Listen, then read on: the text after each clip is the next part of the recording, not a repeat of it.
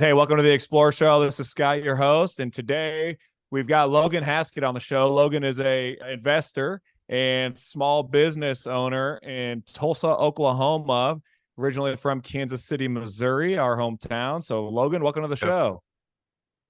Thanks, brother. Yeah, go Chiefs. Yes, Proud Kansas sir. City native here. So Logan, let's get into it a little bit. So, you've invested in all kinds of real estate. You've got a little pretty good social media presence. You're young, obviously. You started out, I believe, in single family and small multifamily investing. Tell us a yeah, little bit about that. Tell us kind of how you got started. It sounds like you do quite a bit of hard money lending and use of hard money to invest in real estate. So let's start there. How did yeah, you learn about hard money, and what kind of got you motivated to get into real estate there? yeah. Well, quick background, just because I don't want to mislead anyone. I didn't necessarily get started buying. I started a wholesale company. I actually grew that company to a nationwide company, Wow. and I exited my portion of it a couple of years ago. But with that, that taught me how to basically find good deals. What does a deal look like? And so I was buying while I was, operating my company. And I realized like my entire goal with that was to get into buying eventually. So What I got you built, into wholesaling properties? I guess how did you go into yeah, that, and what kind of scale were you guys doing? yeah. So I got into it basically because a friend from Kansas City was posting these big checks on Instagram. And I'm like, what the hell are you doing? We Because all love I'm money. making 18 bucks an hour, so I need to figure something out. But yeah, he told me about it. I got into listening to podcasts and stuff where I found a mentor of mine out of Atlanta and ended up becoming one of his top students. And he's a very close personal friend of mine today. And yeah, so we basically started off in Tulsa. We branched out to Oklahoma City. And then we started noticing, we're already doing PPC leads, SEO ads, and stuff like that. We're like, why don't we When you say expand PPC, it? pay per click. Yeah, pay per click. Yep. And so we're just thinking, let's expand this to other states. So we ended up literally running ads in all 48, landed states. So our scale was pretty big, which was something that I liked about the business, but that I also hated. I hated, wholesaling is kind of like you can have six-figure months and then $0 months, and then that ad, role is continuing. So Becomes yeah, I just ended up, expensive as you really build a big business in that industry, because you have to constantly be staying in front of people, or else you kind of miss out on oh, deals, right? yeah, no, it's an expensive business model, and it's also kind of like it's like a daycare in a sense as well. So I mean, I Yeah. guess all businesses are, but yeah, no, I just ended up, really falling out of love with it, and that's okay because it was a vehicle that got me into buying single family. But to answer your question about how I got into hard money lending is, I got to give credit to my mentor because not only did he teach me about wholesaling, he taught me about hard money lending. He had a bunch of free resources that he gave me. He's just in a big entrepreneur hub out there in Atlanta. And so I got to connect with a lot of his friends. If you guys are familiar with like David Shands, he's big in the podcasting. Yeah, I've met David. I've been to his venue. I've spoken at it multiple times. So I really just got lucky by finding the right person to kind of guide me in that. And so he was the one that initially taught me about hard money. And I ended up finding a guy here in Tulsa that would do 100% purchase and rehab. So Wow. I've literally like, I can't even stress this enough. I've never put money into a real estate deal ever. So, Interesting. When you yeah, let's talk about hard money a little bit. When you say that term, explain to listeners exactly what you mean by hard money. yeah. Well, in my opinion, it's kind of like a vague term, right? Because a hard money loan could be from one of you guys, technically. But in most case scenarios, it's a institution or an individual who's sort of created a company that lends money at a high interest rate and charges you points to originate that loan. And some of them have I mean, that's where you get in the weed of things. That's why I say it's a vague term. They're Yeah. all different terms of a loan, right? Because I can give a guy $10,000 and and I could charge him 5 points, but it just depends on what your hard money lender is willing to do and what you're willing to agree on and what you guys negotiate. Yeah, I think hard money, I've used quite a bit of hard money in the past on our investment deals when I was starting out and building our portfolio and investments out. And what we come to find is it seems like they're almost a partner on all the deals, not just the lender. They with what they charge, and hey, great for them because they give people opportunities that you might not have from your local banks. So it gives you the opportunity to get into the business. It's just going to cost a lot more. Typically, we were paying 10 and 2, sometimes 12 and 2.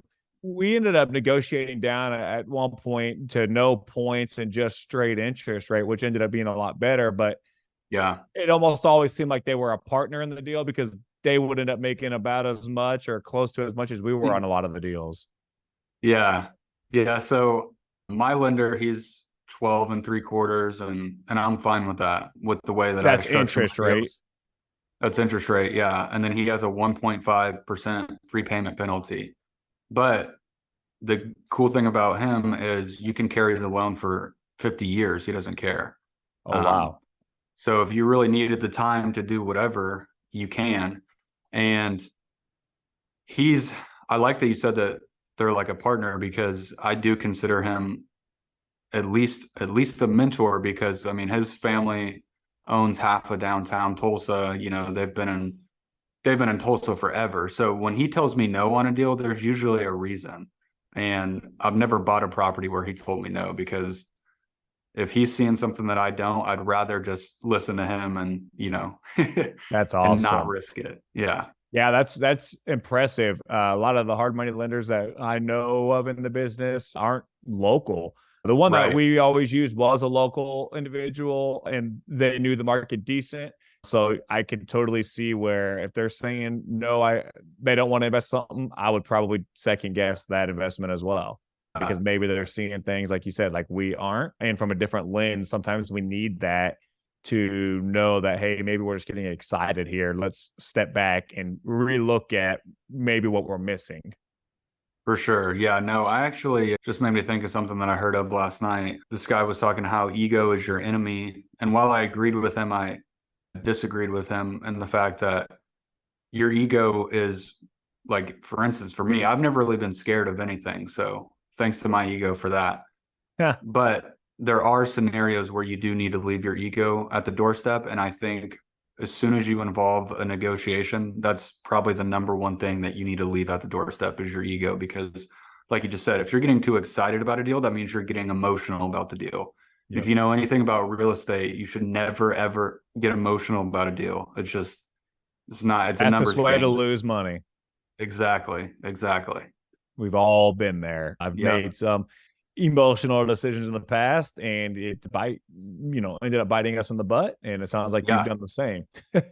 Yeah. Except it was on our personal house, but that's where it becomes the most frequent to make those decisions. Is you try to change the conversation. Well, this is where I'm going to live, not an investment, so it's different, right? When really it's the exact same thing.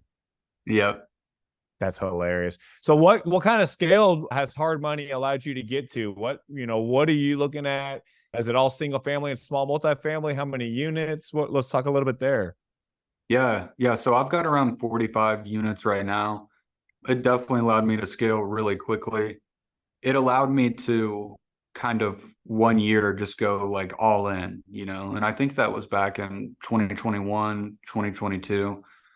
When everyone was saying there was no deals, and I'm over here thinking like, dude, I'm freaking smoking it. I've made, 6 figures just on refinances, which goes to my point of like, right now, everyone's saying there's no deals, and it's bullshit. There's deals out there. They're just harder to make work. But yeah, it really kind of allowed me to just, in a sense, like blow up within a year as far as from a portfolio stance. But yeah, I've got a mix of assets. I've got, single families, multifamilies, some mobile home parks in there. So yeah, I like stuff that cash flows, and that's pretty much what I'm looking for. When it comes to the hard money, so did you use hard money?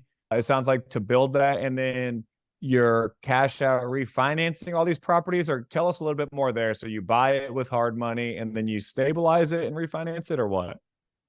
Yeah. So I stabilize it and then I refinance it. But, I got really, really good at single family and small multi. And what I mean by that is dialing in my processes of like, this is what every single house looks like if it's a rental. And, some houses are different because there's just different scenarios. But for the most part, like the turnovers or flips or whatever you want to call them are the exact same, like paint scheme, all that. So my guys know what they're doing. I've been using the same guys for, close to 3 years now. So it just got really, really fast. So flip it, rent it, refinance, and then make money on that. And then you have a cash flowing asset. Obviously, right now, using hard money and refinancing and making the numbers still work at these interest rates are pretty tough right now. So in the last year, I've kind of switched my strategy to I'm only doing flips right now, like putting the house on the market for a profit, or I'm refinancing it and then selling the house contract for deed, which I love as a strategy, by the way. What, I guess, okay, let's step back for a second. So Yeah, you sorry. are still using hard money to acquire the properties. Is that accurate? Yes. Okay, so you'll use the hard money to acquire it, then you'll stabilize it, refinance it. But now it sounds like you're using that hard money to acquire it, redo it, and then sell it, or sell it for contract for deed. Correct? Yes. Okay. Yeah, because all I'm doing is adapting strategies, is just pivoting, because right now, you're not going to get an interest rate probably below 8.5. So it's really hard to make a standard rental work at those numbers. So when you're selling it contract for deed, Mhm. are you refinancing it before you sell it contract for deed then, and putting it on a longer term, or keeping it with the hard money? Yeah. So I refinance before on that. That way I can know for sure my number. Because if you screw up on your numbers there, you're in trouble. You are. Yeah. So yeah, I refinance before and then I sell it contract for deed. Explain contract for deed. Yeah. So basically, you're acting as the bank to a buyer. Typically, these buyers can't get a loan, basically. So either their credit's bad, or here in Tulsa, a lot what we see is the marijuana industry. So they have a lot of cash, but they can't get a loan, or they're an immigrant and they're illegal, so they cannot qualify for a normal loan. So then when you And sell that contract for deed, are you selling it with additional interest points on top of it? What are you yeah, doing there to make that spread?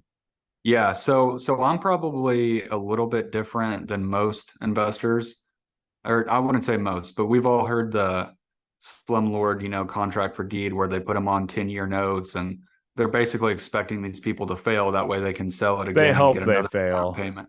Correct. Yeah. So I'm not like that. So I set mine up on 30-year notes. I try to make it about as close to a real, loan as possible. And I always tell them too, because, when you sell it, it's the same thing everywhere, but they're saying, oh, well, that's too much of a high interest rate. And I said, well, you can buy it cash if you want, or when you can qualify for a loan, I have no problem with you refinancing and cashing out on my loan part of it. But yeah, my interest rate right now is 9.9. So it was great when interest rates were at 4, and they're, it's taking a haircut now, but that's just the times Yeah. at the moment. Are you requiring down payment as well? Yeah. How much down do Typically, you typically? 15 to 20% Oh, okay. And you're total getting purchase. that. Yeah. How many of these contract for deeds are you doing, would you say?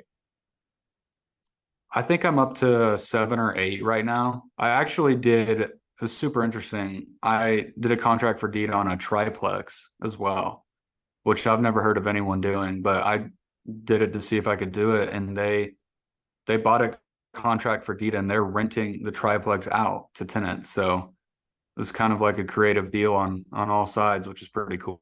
So an investor purchased that from you, that contract for deed, it sounds like? Yeah, yeah. Oh, wow. Do you run into any issues when you're doing these contract for deeds? So if you're going to the bank, due on sale clause, anything else, how does that work? Do you actually deed the property at the time of the sale to them, or do you deed it after it's paid off, or what's that look like? Because I know there are some issues when it comes to that with banks right now. Yeah. Good point. No, I try to be really smart about it. So my contracts are bulletproof, essentially. I paid a lot of money for that to happen, but I don't want the due on sale clause called on me. So what we do is we basically set it up as more of like a lease option.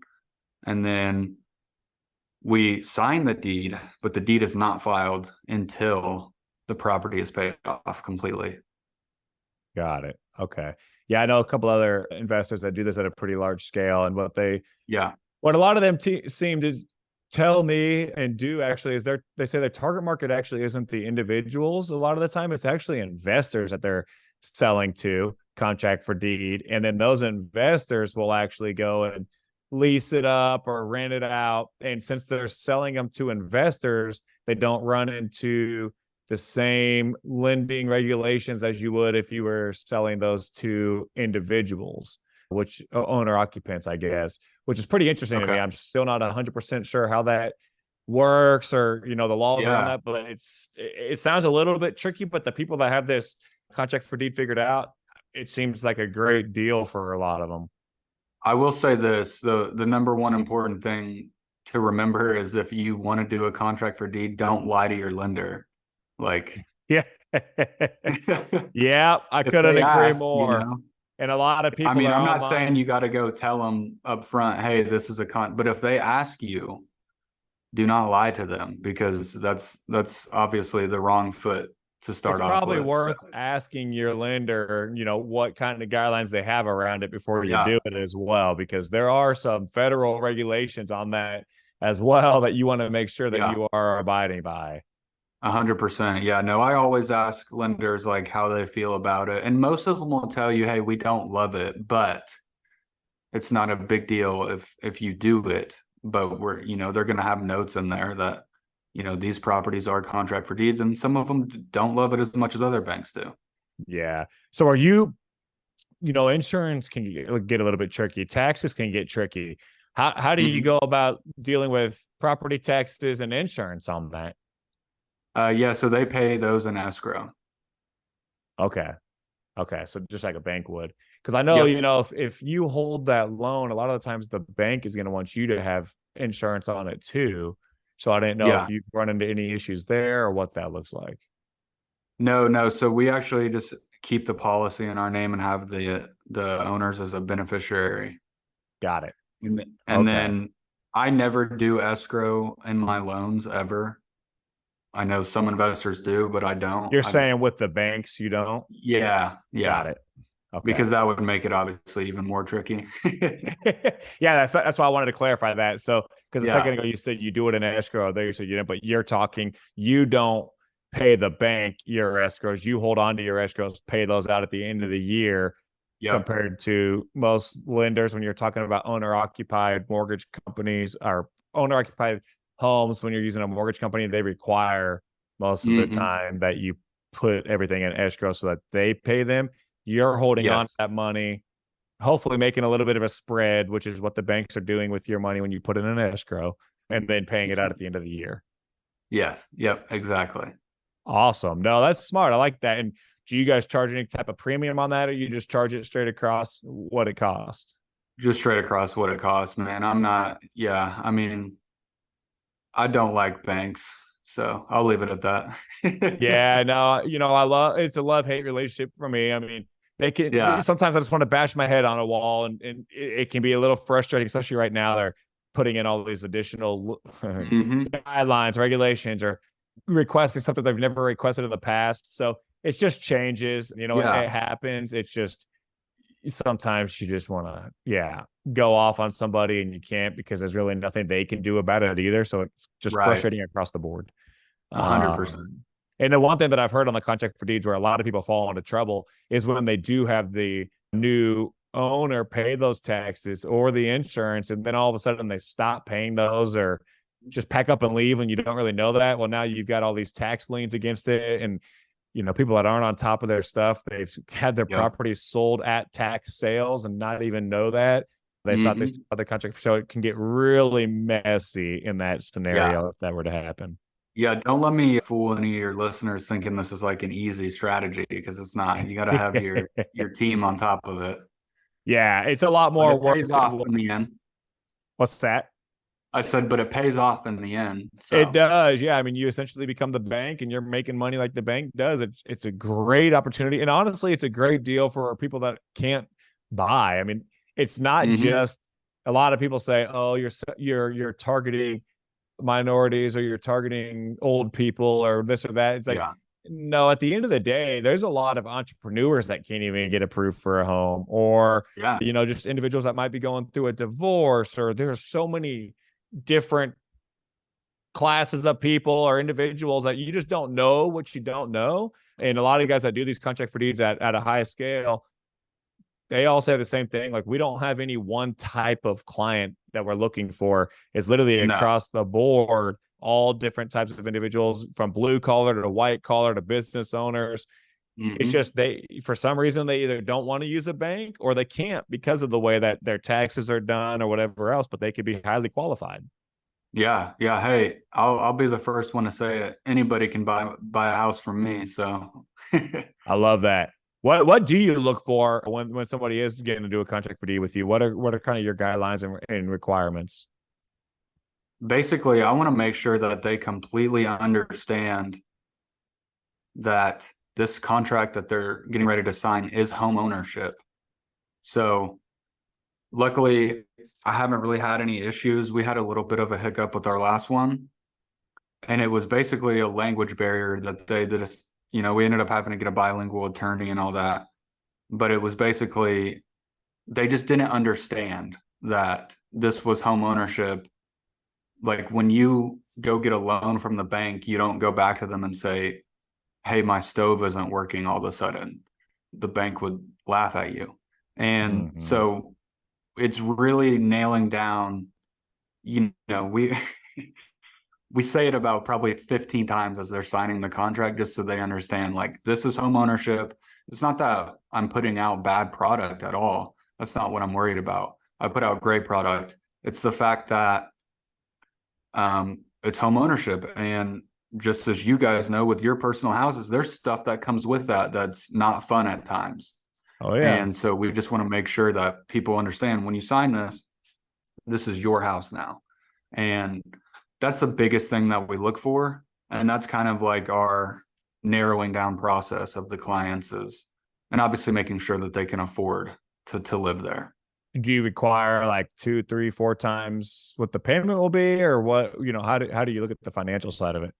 Yeah. We look for 2 to 3 times, and we require, previous bank statements within 3 months or so, showing that they have income. Yeah. And then the cash and whatnot for the down payment. And that down payment covers you pretty significantly for a couple of years, really. Would you agree? Okay. Yeah, for sure. I think the biggest thing that people get confused by is they kind of treat sometimes these contract for deeds like a rental. And that's kind of what you're trying to explain, that where you have to tell them and make sure that they know, hey, this is your house now. All I am is the bank. Think of me as your bank, and you are the homeowner. So you have to do the maintenance to the house, the upkeep, everything. Like, it is your house. Yeah. I just still have the deed technically to it, just like a bank holds the deed. Until you pay that off, and then they sign over the deed to you. But there's always liens against your property, and that's how they have leverage, and that's essentially what you're doing. Exactly. Yep. And so it's a great product. I think, as long as there has been a lot of bad players in the space, but as is any space, there's always bad and there's good. And I think it's a great option for people that can't go by traditional, because I mean, even when I was in the real estate business for the first couple of years, it was very frustrating trying to get any kind of traditional financing on an owner occupied home, especially. I'd go get all kinds of notes and loans for construction or for remodels or this or that. But when I would go to the Fannie or Freddie to try to get a little bit of a better interest rate for an owner occupied home, they wouldn't give me a loan because of the way that my taxes were. And they said, oh, you get to have 2 years, this and that. And it's like, what the heck? I can go get all these commercial loans from the bank, but you guys don't want to give me an owner occupied home, and be very frustrating. Oh yeah. Yeah. That's the double-edged sword of being an entrepreneur for sure. It really is. Yeah. So Logan, tell us a little bit more. So you also told me here a little bit ago that you own an HVAC company. What is that? Why did you get into the small business world? Yeah. Yeah. So before I got into real estate, I was an HVAC tech. So I was a commercial tech. Really, what happened is it was kind of just, I don't know. I have a weird opinion on luck. I don't necessarily believe in it. I believe that you make your own luck, but sometimes when you look back on shit, you're like, that was pretty lucky. But anyways, I went to school with one of my best friends today, and we went to HVAC school together, and he got a job in Denver. Well, he moved back from Denver to Tulsa to another job. This had to be like maybe a year and a half ago. And so we started going to the gym together again, because we went to the gym together in college. And, he kept telling me all these numbers that his company was doing. And I remember one day I just like got up from the bench press and I was like, dude, I'm tired of hearing about how much money your company is making. Like, we always talked about starting a company in college. Why don't we start one? So I have, a really, really good operator in this business. And if I didn't, I wouldn't have started it, because I'm not going to be in the field anymore. That's just not, I got out of that for a reason. But yeah, we, have a equity split in the company. And I've had a ton of people reach out to me just from Twitter and all that, looking to get into a trade company. And I've told them, like, in my opinion, you need to find an operator and give him a percentage of the company, because without that, these blue collar guys have tradition to job hop. So if they find a company down the street that's willing to pay them $3 more an hour, and you only have one guy, well, then you don't have a business, and you never really did to begin with. So you have to have something that keeps them there and keeps them motivated and keeps them wanting to grow the company with you. So are you guys doing commercial, or are you doing residential HVAC? We do everything. Everything. Okay. And how many employees you guys have, or is it just you two, or? No, we have 2 full-time techs at the moment, and we have, 3 or 4 1099 guys that help us on installs. Okay, nice. That's awesome. Yeah. Are you wanting to grow that alongside and try to vertically integrate your entire real estate business to where you own all these additional outside companies that can do your own work, or is it really just the HVAC side? I mean, long term, like, I want to be, I guess, kind of like a Alex Hermosi type, where they own stake in a lot of different companies. But this one was, our goal from day one is to build it to sell it. There's a company here, I think they're in Kansas City now too, called the Airco. Okay. And they're definitely in Texas now, but they got bought by private equity, and they are buying every single company known to man here, even like pest control and stuff like that. So they're becoming like the titan of service-based companies here in the Midwest. And so our goal was, like, literally from day one, like, we're going to build this to exit, because they trade for really high too. So what do they trade EBITDA wise? You're looking at 6 to 10. That's pretty good. Yeah. 10, obviously, we're talking bigger markets, but I'd say, Tulsa, Kansas City, you're probably looking 7, 8. Okay. Wow. That's impressive. Yeah. I might have to look again more into that industry. Just kidding. Got too many things going on already. Well, Logan, tell us a little tell our followers where they can find you, how they can follow you, learn more about you. Yeah. So if you look up my name, Logan Haskett, Haskett, across any social media, you'll find me. I got to get back on the content thing. I know I've been doing a lot of Twitter recently, but not much on the other stuff. So, but that's the plan. Just have a lot going on right now. So Awesome. Well, hey, we really appreciate you. Hopefully we can run into each other and do a deal here in the near future with each other. absolutely. And guys, thank you for listening. If you have any questions, please reach out, leave comments, and we will be back soon.